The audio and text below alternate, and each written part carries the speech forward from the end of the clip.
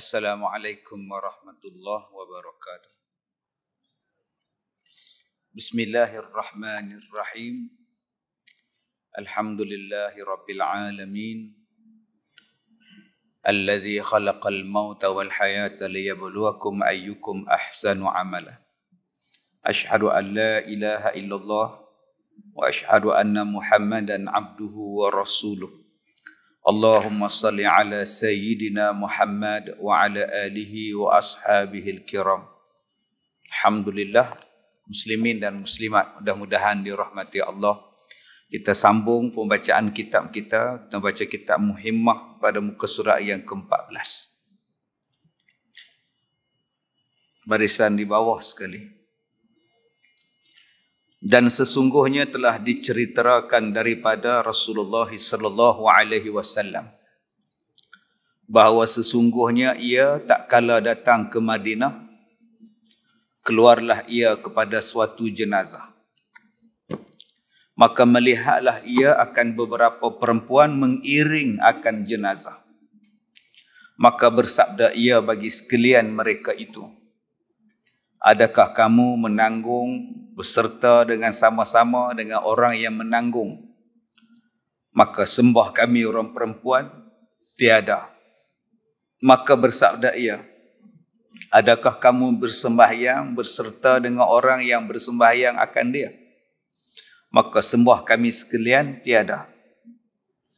Maka bersabda Nabi SAW bagi sekaliannya, balik oleh sekalian kamu, tiada ada di ziarah dan tiada ada pahala. Maka sekalian mereka itu perempuan disuruh mereka itu dengan tetap di dalam segala rumah mereka itu. Muslimin dan muslimat yang dirahmati Allah, dalam kitab ni dia menceritakan tentang satu hadis Nabi SAW pada peringkat awal Rasulullah berada di Madinah. Baru sampai daripada Madinah. Dan bila Nabi sampai, dilihatnya ada mayat yang diusung pergi ke tanah perkuburan. Dan ada orang perempuan yang yang mengikut jenazah itu ke tanah perkuburan.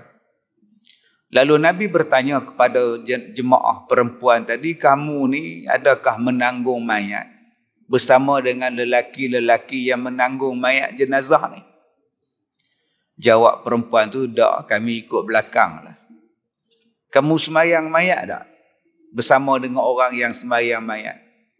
Jawab mereka juga, kami tak lah. Kami ikut sajalah semayang pun tak. Kata Rasulullah, baliklah oleh sekalian kamu. Tak ada pahala kamu ziarah dia, pergi balik. Jadi tuan-tuan yang dirahmati Allah, daripada sini berapa banyak perbincangan tentang hukum orang perempuan menziarahi tanah perkuburan. Hukum orang perempuan pergi ke kubur. Baik, kita boleh ambil daripada beberapa hadis Nabi SAW tentang orang perempuan yang berziarah pada kubur. Baik, ada 3 pendapat yang bercakup dengan perempuan menziarahi kubur. Dan ketiga-tiganya adalah daripada hadis-hadis yang sahih dan juga diambil daripada pendapat-pendapat ulama yang muktabar. Ada pendapat yang meletakkan haram orang perempuan pergi ziarah kubur. Yang kedua, ada yang mengatakan makruh orang perempuan pergi menziarahi kubur. Ada yang mengatakan sunat menziarahi kubur. Dan ada yang mengatakan harus orang perempuan menziarahi kubur. Kenapa saya kata 3 sedangkan saya sebut 4? Tadi awal-awal Ustaz kata hukum dia ada 3, tapi Ustaz sebut 4. Haram, makruh, sunat, harus. Tapi Ustaz kata 3. Saya kata 3 sebab dia berkenaan kepada orang perempuan. Asalnya tambah 1 sunat. Sunat itu asas pada hukum. Asal hukum, kalau orang tanya kita, apa hukum ziarah kubur? Jawapan dia sunat. Sunat. Tak dilarang. Malah disuruh menziarahi kubur. Itu adalah asas ataupun asal hukum dia. Apa hukum asal menziarahi kubur? Sunat. Bukan wajib. Sunat maknanya pergilah ziarah. Dapat pahala. Sebab Nabi kata menziarahi kubur itu mengingati kematian. Dia ajar pula ada adab menziarahi kubur. Maknanya benda itu adalah sunat. Tetapi bila datang kepada orang perempuan, dia tukar pula. Jadi ada 3 lagi tambahan dia. Haram, makruh dan harus. Baik. Jadi tuan-tuan yang saya hormati. Kalau kita baca hadis Nabi SAW tentang menziarahi kubur. Yang pertama kita baca satu hadis Nabi SAW, anna Rasulullah SAW ata ala imra'atin tabki ala sabiyyi laha faqala laha ittaqillah wasbiri. Satu hari Nabi Muhammad SAW tengok satu orang perempuan menziarahi kubur. Dan orang perempuan tadi menangis di kubur. Maka Nabi SAW sebut apa pada dia? Ittaqillah wasbiri. Bertakwalah kamu kepada Allah dan sabarlah. Nabi tak kata pula haram. Nabi tak kata pula balik. Buat apa menangis di sini? Ni cerita P.Ramlee. Nabi tak suruh perempuan ni balik. Nabi kata, ittaqillah. Bertakwalah kamu kepada Allah. Wasbir. Dan hendaklah kamu jadi orang yang sabar. Jadi di sini tuan-tuan, ulama-ulama bincang.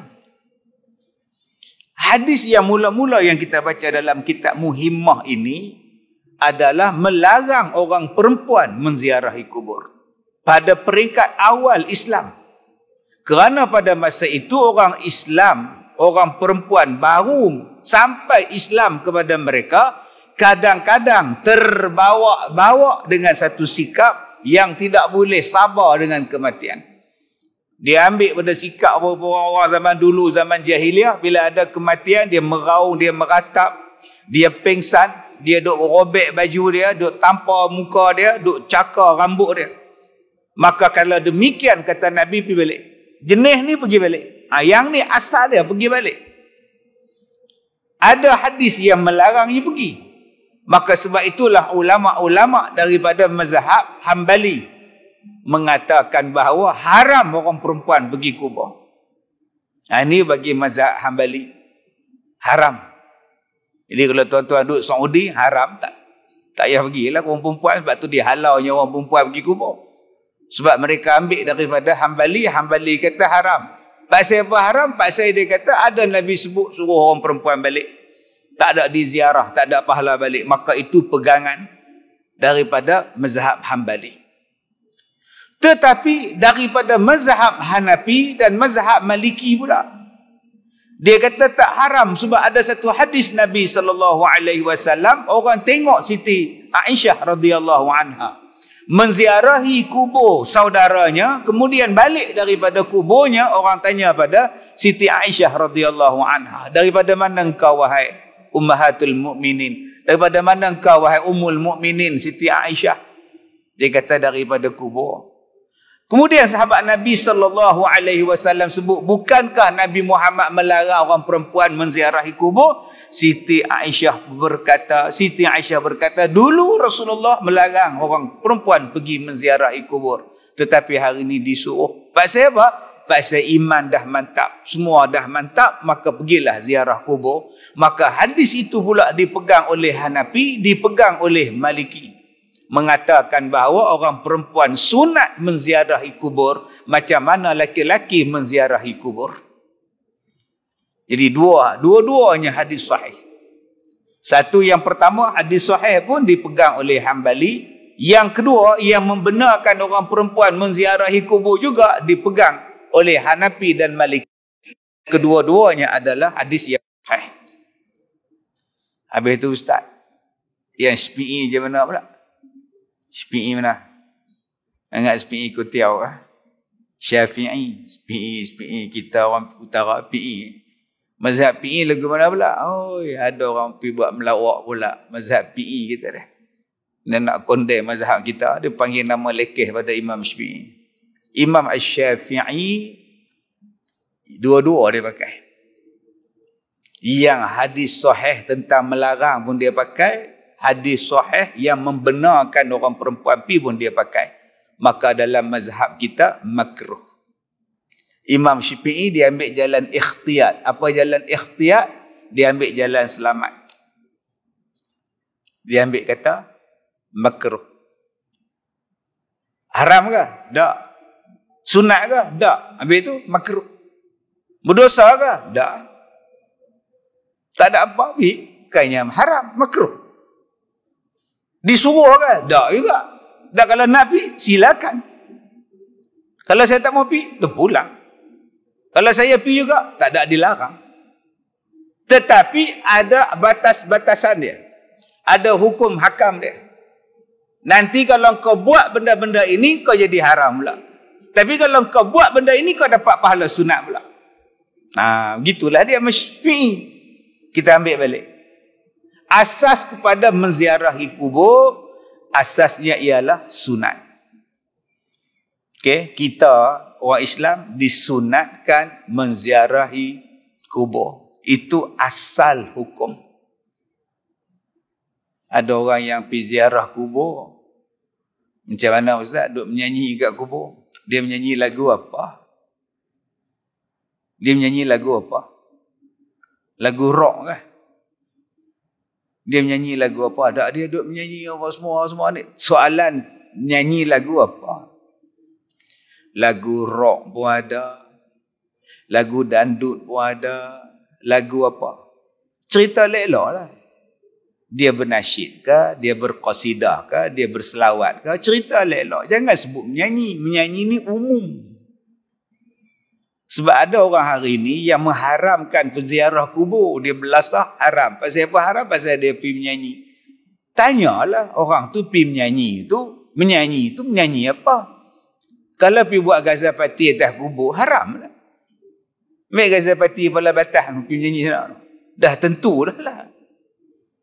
Pergi buat konsert dandut pula situ. Panggil Roma Irama tu. Haram dah lah. Habis tu dia buat apa? Dia main qasidah. Buat apa qasidah tu? Dia memuji Nabi, memuji para sahabat, memuji Allah Ta'ala. Tak apa. Kayaknya dia buat apa pun. Okay, setengah orang. Cuma tak ada tempat lain kan nak main. Tu soalan saya. Yang bawa segala kompang, bawa segala apa, ni tak ada tempat lain nak main. Mengelakkan daripada fitnah tu lagi baik. Sampai tak ada tempat nak main dah. Dalam masjid main kompang, dalam masjid main hadrah. Saya pun tak setuju. Sebab tu saya tegur ada ustaz-ustaz yang duk bawa qasidah main duk tempik lah masjid. Ni masjid. Hang qasidah ke, hang bernasyid ke, tu masalah hang. Tapi ni masjid. Nak main di luar. Bawa segala kompang main di luar. Masjid dia ada peraturan dia. Tempat untuk orang beribadat. Dulu kita duk baca khutbah. Kan tu imam pada khutbah yang kedua. Dia pesan pada apa kepada kita?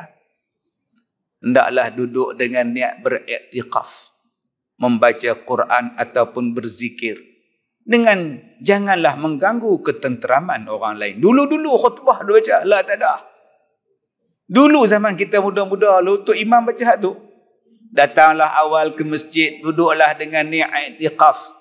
Bacalah Al-Quran dan berzikir. Dan janganlah mengganggu ketenteraman orang lain. Bayangkan tuan-tuan. Kalau membaca Al-Quran kuat pun. Membaca Al-Quran dengan kuat pun dalam masjid sampai ganggu orang lain pun dilarang. Apatah lagi main hadrah, main kompang. Yang ni yang saya katakan tadi tak salah, tetapi mengelakkan daripada fitnah itu lagi bagus. Baik, asal kepada ziarahnya tadi adalah sunat. Pergilah ziarah, bagi salam.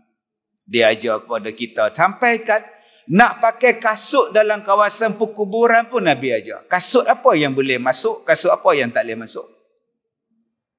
Dia ajar pada kita. Dia ajar pada kita adab dalam tanah perkuburan. Bukan adab dalam kubur. Adab dalam kawasan tanah perkuburan. Saya kata adab dalam kubur pula. Jangan duduk atas kubur orang. Jangan berdiri atas kubur orang. Jangan duduk atas kubur tu. Nabi ajar adab pada kita. Baik. Kemudian, bila jatuh kepada hukum orang perempuan. Apa hukum orang perempuan ziarah kubur?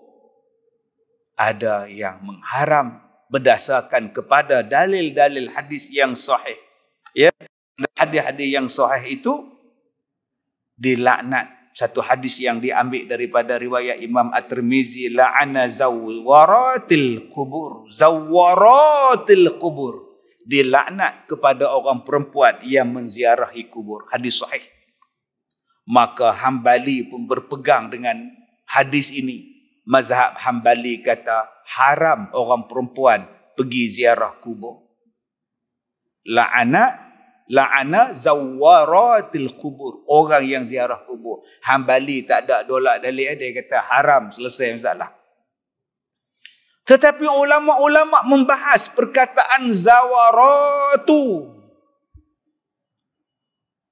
Asal daripada perkataan ziarah. Singular dia ziarah lah. Ziarah. Mari kepada perkataan zawarat. Maknanya banyak-banyak ziarah. Maka Imam Al-Qurtubi berkata hadis ini membawa maksud yang dilaknat ialah perempuan yang kerap menziarahi kubur. Macam tak boleh tinggal kubur, maka dilaknat. Tetapi kalau sekali-sekala menziarahi kubur, bila ada kematian baru dia ziarah kubur, maka kata Imam Al-Qurtubi, dia tak termasuk dalam hadis la'ana az-zawwaratil qubur. Tak dilaknat kepada zawwaratil qubur. Tak termasuk. Tuan-tuan, tengok perkataan zawarat. Zawarat maknanya ialah orang yang kerap ziarah kubur. Perempuan yang ziarah kubur ni kerap. Kata Nabi laknat pada dia.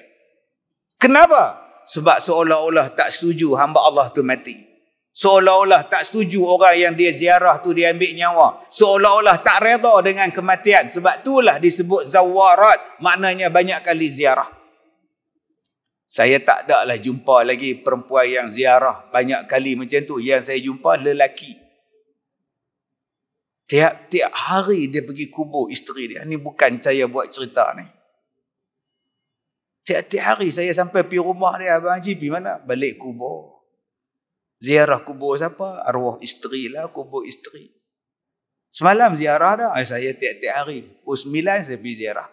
Baca Quran, buat tahlil, saya balik. Tiap-tiap hari tuan-tuan. Bukan sehari, bukan sebulan, bertahun. Itu nama dia apa? Tu. Orang yang kerap ziarah kubur. Dia kata dia sayang dekat isteri dia. Dia ziarah kubur kerap. Kalau perempuan kerap menziarahi kubur, yang tu yang Imam Qurtubi kata, la'ana, dilaknat oleh Allah. Bukan semua perempuan yang ziarah kubur tu dilaknat. Datang pula imam lain pula, la'ana zawaratul kubur itu, zawaratul kubur itu, dilaknat pada perempuan yang ziarah kubur kerap ni sampailah tak buat amal ibadat, sampai tak peduli pada rumah tangga, sampai tak tengok, tak kisah lagi dengan semayang dia apa semua, kerja dia duduk ziarah kubur anak dia saja, sampai laki dia pun dia tak jaga. La'ana zawaratul kubur. Jenis perempuan yang macam tu. Maka itu yang Nabi kata haram, laknat. Tapi Imam Hambali kata dah senang cerita haram tu. Itu pegangan daripada mazhab Hambali. Imam-imam lain kata laknat di situ maksudnya ialah perempuan yang terlalu kerap ziarah kubur seolah-olah tak reda dengan kematian. Dan ada pendapat yang kata yang dia kerap ziarah kubur sampai mengabaikan tanggungjawab dia yang lain, maka yang ni haram. Kalau tak ada yang ni tak haram. Itu pendapat mazhab lain. Ini pendapat ulama lain. Maka Hambali kata haram. Dia pegang dua hadis tadi ni. Maliki dan Hanafi pula kata tak haram, malah sunat orang perempuan ziarah kubur. Bila sunat ziarah kubur tu berdasarkan kepada hadis mana pula dah? Satu lagi hadis sahih yang diriwayatkan daripada Siti Aisyah radhiyallahu anha. Siti Aisyah dia pergi ziarah saudara dia Abdul Rahman bin Abu Bakar. Dia Aisyah binti Abu Bakar. Mai abang dia ni Abdul Rahman bin Abu Bakar. Jadi bila ziarah saja tuan-tuan, balik daripada ziarah tu orang tanya dekat dia. Alaysa kana Rasulullah sallallahu alaihi wasallam naha an ziyaratil qubur? Qala na'am. Kana qad naha thumma umira bi ziyaratiha. Orang tanya pada Siti Aisyah, wahai Aisyah, alaysa, bukankah Nabi sallallahu alaihi wasallam, kana Rasulullah sallallahu alaihi wasallam naha an ziyaratil qubur? Bukankah Nabi melarang kita ziarah kubur? Kenapa engkau ziarah wahai Siti Aisyah? Kata Siti Aisyah, betul, dulu dia larang, tapi hari ini umira biha. Hari ini dia suruh kita pergi ziarah. Umira bi ziyaratiha. Biziaratiha, disuruh kita pergi ziarah. Hadis yang ni pun tuan-tuan, hadis yang sahih juga, menunjukkan bahawa perempuan boleh ziarah kubur. Maka pendapat ini dipegang oleh Hanafi dan Maliki. Jadi kalau ada orang perempuan ziarah kubur, tuan-tuan kata, makcik jangan pergi, dosa. Jangan. Sebab ada hadis yang membenarkan orang perempuan, malah isteri Nabi ziarah kubur. Sebab hari ni cepat sangat kita pergi kata hukum, wanita dilarang ziarah kubur. Ada yang tokok lagi pula, wanita yang haid dilarang masuk kubur. Mai tanya dekat saya, ustaz, betul ke wanita ada haid tak boleh masuk kubur? Saya kata, kubur tu masjid kan? Yang tak boleh masuk. Apa tak boleh masuk pula? Ada hadis ke? Tak ada. Yang jadi pertikaian masuk masjid bukan kubur. Jadi kalau ada orang perempuan nak ziarah kubur, dia pegang Hanafi, nak kata apa? Selagi mana dia tak buat benda haram, dia tak mendedahkan aurat, dia tak menimbulkan masalah, dia tak meraung, dia tak meratak, melakukan bid'ah, tak apa. Ini masalah kita hari ini ni. Yang suami dia meninggal, isteri nak pergi tengok juga mayat suami dia tu. Nak tengok-tengok juga sampai duk kacau, bukalah abang, bukalah sat, nak tengok muka dia, bukalah sat. Yang tukang kali kata berapa kali nak buka katuk, sudah. Ya jenis ni tuan-tuan, pergi angkat dia, bola van mayat, hantar balik. Pasal dia duk kacau orang. Tak pun dia pergi ziarah tu dalam keadaan pakaian menjolok mata. Pakai baju hitam, tudung hitam. Tapi ni, hak dada ni nampak netting. Jenis hak nipis tadi. Tu imam baca telekin pun. Ya, duk tengok yang tu. Sampai tak boleh nak baca telekin. Yang jenis ni pun tuan-tuan, ambil kain kapan hak lebih tu, balut dia. Yang ni yang dilarang. Tapi kalau dia tak kacau orang, dia pergi duduk pada tempat dia yang elok, maka hukum dia semacam lah muka orang lelaki-lelaki pergi kubur. Hukum dia dapat pahala. Menurut mazhab Hanafi dan Maliki. Syafi'i macam mana Ustaz? Syafi'i dia ambil jalan tengah. Dia ambil jalan ikhtiyat. Pasal ada dua-dua hadis sahih, dia ambil jalan tengah. Makruh. Berdosa dah Ustaz kalau orang perempuan pergi? Tak berdosa. Selagi mana dia tak buat benda-benda yang dilarang di kubur. Kalau dia pergi Ustaz, dapat pahala dah Ustaz? Dapat pahala. Kalau dia pergi tu, dia baca doa juga, dia baca Quran juga, dia bagi salam juga. Macam orang lelaki-lelaki lain, dapat pahala. Kalau dia pergi saja-saja Ustaz, tak buat apa pun, dia duduk menung dekat motor, atas motor lelaki dia tu, harus. Jadi selesai masalah bagi bab orang perempuan. Jadi yang kita baca dalam kitab Muhimmah ni Ustaz, ni peringkat awal Nabi Muhammad sampai di Madinah. Peringkat awal-awal Islam di Madinah. Nabi tengok orang masa itu masih lagi duk bercempera lagi tentang adat-adat yang terbawa-bawa. Maka pada peringkat itu Nabi tak bagi-bagi. Okey Ustaz, dalam tiga tadi ni, Hanafi, Syafi'i, Maliki, Hambali apa semua ni, yang mana yang paling betul Ustaz? Yang mana yang paling betul tak? Semua betul. Tak nak tanyalah. Mana boleh semua jadi Johan? Mesti seorang jadi Johan. 5 bertanding. Mesti 5 Johan Ustaz. Tak ada Ustaz. Mesti seorang je Johan. Ingat ni bertanding pilihan raya. Seorang menang, seorang kalah. Ni hukum. Bila sebut yang ni, semua betul. Sebab semuanya ada hadis. Tak nak tanya yang mana yang betul-betul. Lah, dah kata betul-betul semua betul. Tadi Ustaz kata, yang Nabi haram tu peringkat awal dia Islam awal. Jadi keadaan tu huru-hara sikit tu Nabi tak bagi perempuan pergi. Lepas tu mungkin Nabi dah tarik balik hadis tu kan. Adakah yang dulu tak terpakai yang sekarang terpakai? Tak, Nabi bukan macam tu. Bukan macam itu. Satu hari Nabi Muhammad dengan grup 30 orang lebih kurang, rombongan yang kecil, dia berjalan, Nabi terjatuh. Naik kuda, Nabi terjatuh. Nabi sakit belikat ni. Nabi tak boleh berdiri. Bila datang semayang, Nabi tak boleh bangun, Nabi semayang duduk. Jadi sahabat-sahabat semua berdiri. Jadi Nabi kata duduk. Aku duduk, hampa duduk. Maka semua pakat semayang duduk. Kemudian Nabi Muhammad sakit di Madinah. Nabi dah sakit tua lah. Nabi Muhammad orang papah dia main semayang jadi imam di masjid. Nabi duduk. Sahabat-sahabat semua pakat duduk. Dah tengok Nabi duduk. Nabi kata hampa bangun. Aku seorang duduk, hampa berdiri. Dua-dua betul. Yang semayang tu imam semayang duduk sebab sakit, makmum semayang berdiri itu dipegang oleh mazhab Syafi'i. Kalau tu imam semayang duduk sebab sakit, makmum pun kena duduk sebab imam sakit, duduk, maka dipegang oleh mazhab Hambali. Dua-dua sahih. Jadi yang mana yang betul Ustaz? Dua-dua betul. Tu dia jawapan dia. Tu pulang pada tuan-tuan, itulah nama dia mazhab. Yang kita duk tolak mazhab. Pasal apa? Terpulang. Kita sakit gout. Kebetulan tu imam yang duduk. Oh cantik. Aku pun duduk sekali. Pasal aku gout. Aku kuat. Tak seronok semayang duduk pula dah. Tak apa hang semayang. Diri imam bayang. Duduk dia sakit. Dua-duanya ada hadis yang sahih.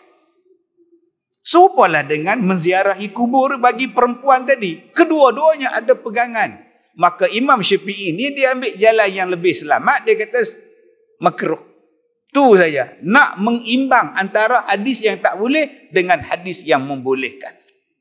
Jadi kita sebagai ni ambil jalan. Ziarah lah. Dengan syarat jaga adab-adab yang telah ditetapkan di dalam agama kita. Maka bolehlah orang perempuan tu pergi dalam keadaan sekarang. Tetapi kalau kita lihat dia pergi tu dalam keadaan mengganggu jemaah yang lain, mengganggu proses, mengganggu benda-benda yang lain, maka duduk di rumah lagi besar faedah dia. Tu yang datang hadis yang kita baca ni. Nah, tanya pada makcik ni, yang nak pergi ke kubur sangat pasal apa makcik? Yalah, takkan orang perempuan orang tak dapat pahala. Orang lelaki je dapat pahala pergi ziarah kubur. Kami pun nak pergi juga. Oh maknanya makcik ziarah kubur sebab nak dapat pahala. Kalau gitu makcik, ada satu benda makcik tak payah ziarah kubur tapi makcik dapat pahala. Apa dia? Di bawah tu. Dia kata apa? Maka kerana mengkhidmatkan bagi segala suami mereka itu, nescaya menyamai akan yang demikian daripada mereka itu, sekalian taat dan ibadat daripada segala lelaki. Kak balik ke rumah, buat khidmat di rumah pada suami akak, pahala yang kak dapat tu sama macam pahala akak ziarah kubur. Tak kurang wala sikit. Dah lah nak tengoklah juga arwah kali terakhir. Bukan dah tengok dah ke dekat dalam rumah tadi? Dah. Bukan dah cium pipi dia, dahi dia? Dah. Tu nak turun sekali dalam kubur ke? Dah. Kalau gitu cukup lah. Nak dapat pahala macam orang laki-laki duk pikui mayat pergi kubur tu, kak duk di rumah, jaga anak akak, masak pada suami apa semua ni, pahala dia sama saja. Nah, sebab tu kita di sini tak tahulah masjid ni masjid besar, tak tahu. Orang perempuan dia boleh kot main sembahyang Jumaat pasal masjid besar. Masjid tempat lain tak besar macam masjid kita ni. Mai orang perempuan nak sembahyang Jumaat jenuh bersilat kita pun.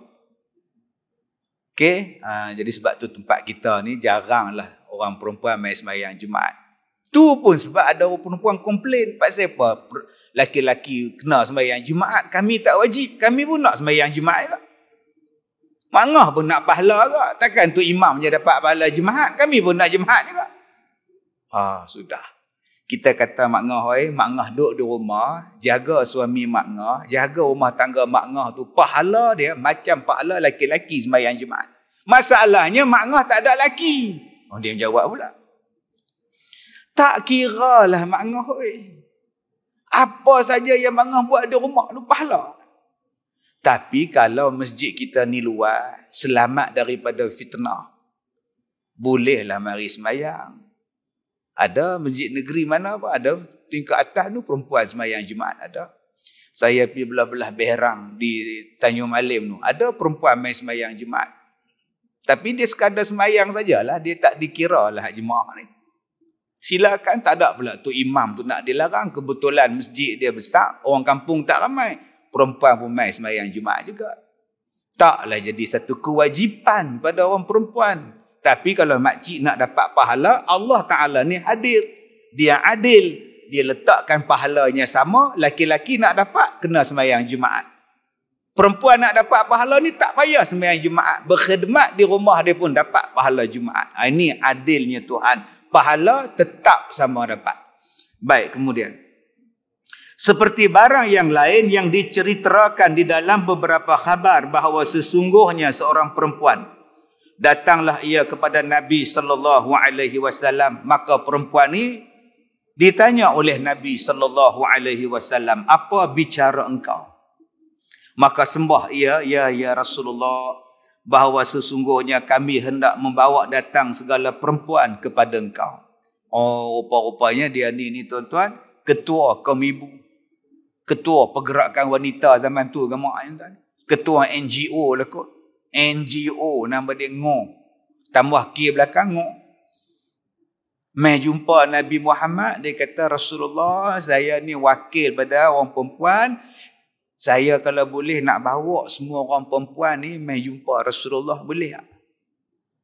Ni tertib adab. Nak jumpa Rasulullah, mai hantar wakil.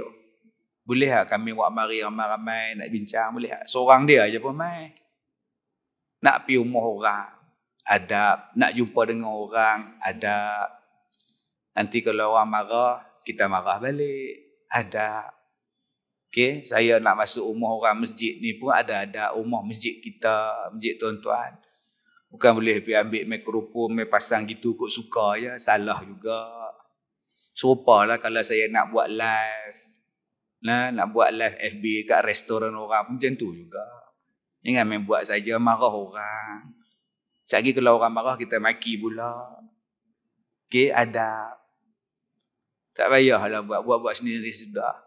Dan kita pun kalau tak bagi orang buat live FB di restoran kita, janganlah cakap kasar, cakap pelan-pelan. Hantar note pun boleh lah.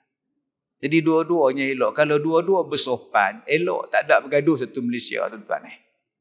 Perempuan ni elok-elok main jumpa Rasulullah. Dia kata, saya nak bawa orang perempuan main jumpa Rasulullah, minta izin boleh tak?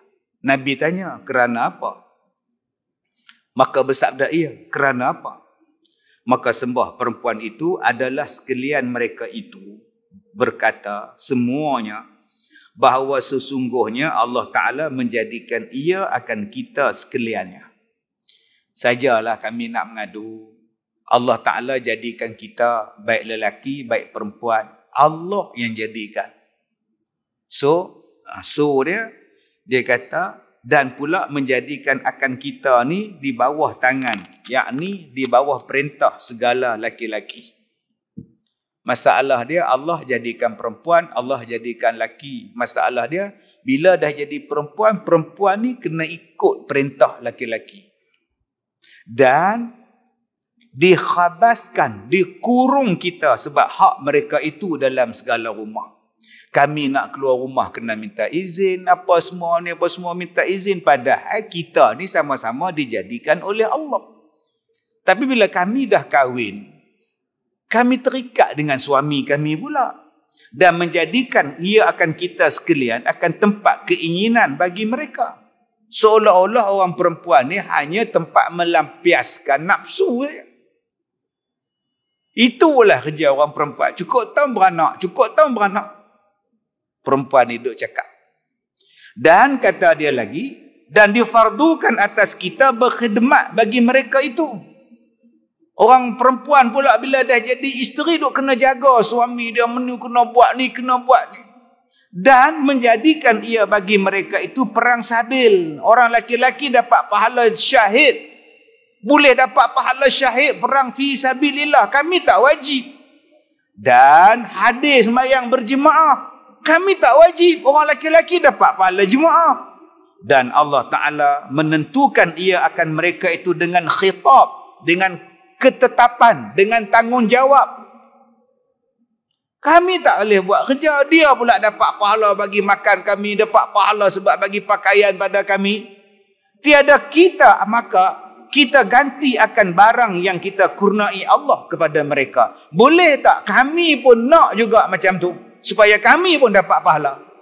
Tu dia mai datang jumpa Rasulullah sebab nak dapat hak macam laki-laki, tanggungjawab macam laki-laki. Tujuan dia tak lain.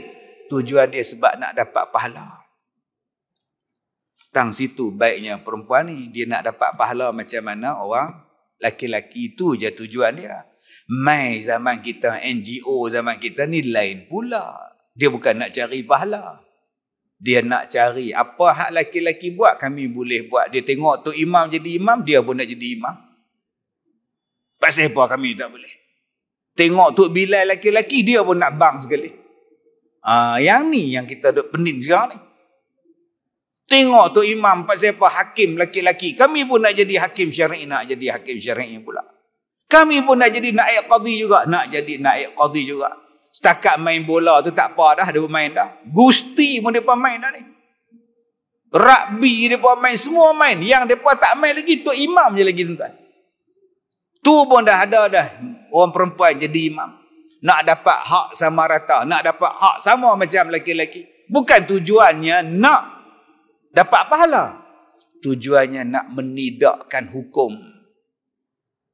Nak konon-kononnya kita ni adalah sama.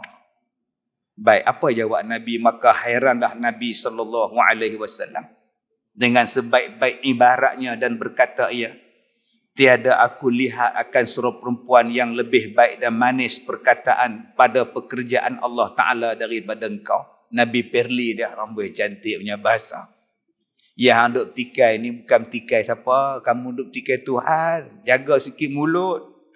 Kemudian kata Nabi, kamu balik ke belakang, jumpa orang perempuan di belakang kamu, bagi tahu kepada mereka, sesungguhnya sebaik-baik taat salah seorang kamu kepada suami menyamai pahala apa yang diperbuat, yang disebut oleh kamu tadi akan laki-laki. Nabi kata, mak ngoi, pergi balik rumah, pergi bagi tahu dekat kawan-kawan kamu, mana-mana perempuan yang taat kepada suami dia, pahala dia macam yang kamu sebut yang laki-laki kena buat tadi. Tak payah sibuk nak perang, tak payah sibuk nak jemaah, tak payah sibuk nak buat apa, tak payah. Kamu tetap dapat pahala bila kamu taat pada suami kamu, berkhidmat pada dia, pahala dia macam mereka dapat. Duduk di rumah saja boleh masuk syurga. Duduk dalam bilik saja boleh masuk syurga. Tak ke mana pun boleh masuk syurga. Kami nak masuk syurga ni macam-macam kena buat.